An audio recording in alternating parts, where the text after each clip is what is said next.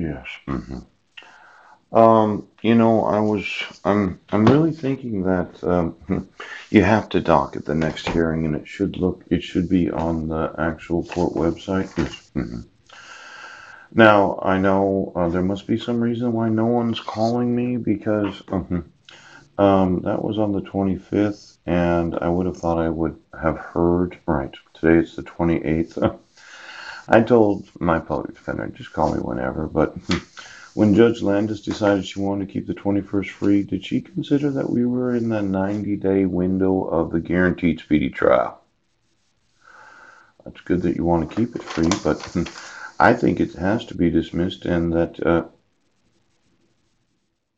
well, I'm not going to tell you how to do your job, okay? But I think you have to actually tell me when the next court hearing is. And if it is on the 8th, yes, or later, yes, you violated my right to a speedy trial. Now, it's kind of a funny thing when you think about it. Yes. Now, are you going to remove these court orders? Oh my gosh. Well, maybe we'll look at a magazine, but I am going to sue you for it. And if I'm never, let's say in the last, 50 years, I didn't find a consistent numbering system of within the 90 days of speedy trial, and you decided, well, we'll just take an extra 30 days. You won't notice. Pooch. I will notice, yes. And if any attorneys or judges have been practicing law where they thought we'll set it over, we'll put it in the repository, and we'll pull it back out next week whenever it's comfortable. Yes, sometime after the 90 days so that nobody notices. Pooch. If I haven't found somebody else doing that kind of thing, oh, yeah, could be a big lawsuit. Yes, because if you're the first district court in the last 100 years of the United States of America that did not obligate both the prosecuting attorney and the public defender to agree on another court date because of a little mix up of the county clerk putting it on the wrong day and time. You do remember when I said I wasn't going to appear there? I had no, you know, I didn't have any intention of going to court that day. The next appearance date I have is today. Yes, at 2 p.m. It already happened. I wasn't there. Now this is Vanity Fair. I'm sure a lot of people are familiar with this. It's a magazine. It's one of these good ones. Has any judge ever allowed for any prosecuting attorney and public defender to not schedule the next court hearing or did not obligate them to dismiss the case? Because I think it's going to be one of those big ones. Might not be multi-billion, but depending on how many decades I have to go back to be able to find out exactly, it could get up there when you really think about it, depending on the number of decades. Now, did you want to tell me the case is dismissed? You could send me a text message. You got my phone number. Pooch. Send me an email. Oh. Well, after 2 million emails, you'd think you'd have my email address. Now, um, I was reading this and there was something of interest in it. Yeah. And oh, look at here. I was devastated. The man who invented the World Wide Web.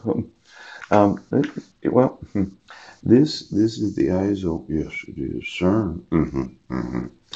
And I was just kind of going through exactly the evolution, yes, of the World Wide Web from 1971 to 2017. Seemed like a lot of persons that use Facebook, possibly you can be on somebody, and it's not Mark Zuckerberg. It's not his fault, okay?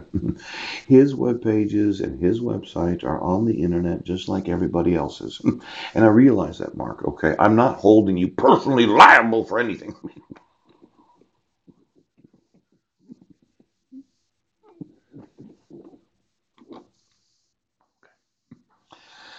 But since it's the internet, yes.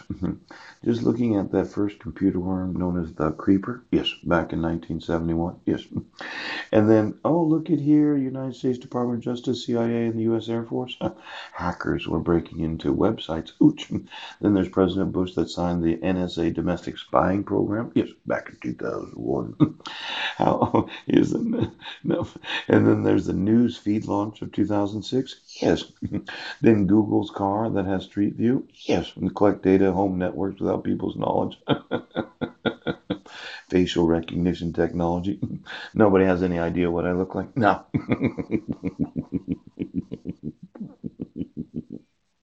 Facial recognition technology.